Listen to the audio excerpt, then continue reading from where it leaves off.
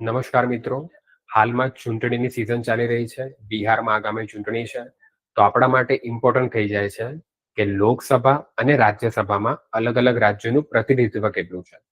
તો આપણે ગુજરાતથી જ ચાલુ કરીએ. તો ગુજરાતનું લોકસભામાં પ્રતિનિધિત્વ એટલે કે સીટો ટોટલ 26 છે. જ્યારે રાજ્યસભામાં ગુજરાતની સીટો ટોટલ 11 છે. હવે એ પ્રશ્ન થાય છે કે સૌથી વધારે સીટો કયા રાજ્યની છે? તો લોકસભામાં સૌથી વધારે સીટો યુપીની છે, જે 80 સીટો છે, અને રાજ્યસભામાં પણ સૌથી વધારે સીટો યુપીની છે કે જે 31 છે. મોટા ભાગે આ જે ગણતરી એ વસ્તી આધારિત થતી હોય છે અને યુપીની વસ્તી સૌથી વધારે છે. પરંતુ આપણો આજનો બોનસ ફેક્ટ એ છે અને અઘરો એમસીક્યુ એ થઈ જાય છે કે આ જે સીટોની ફાળવણી એ કયા વર્ષની વસ્તી ગણતરી પ્રમાણે હજી સુધી પણ પ્રવર્તમાન છે.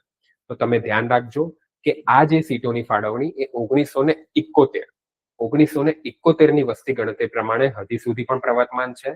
અને હવે જ્યારે આગામી પોપ્યુલેશન સેન્સસ થશે ત્યારે 2026 બાદ આર્ટિકલ 82 હેઠળ ડિલિમિટેશન બાદ અલગ અલગ સીટોની ફાળવણી અલગ અલગ રાજ્યોની થશે.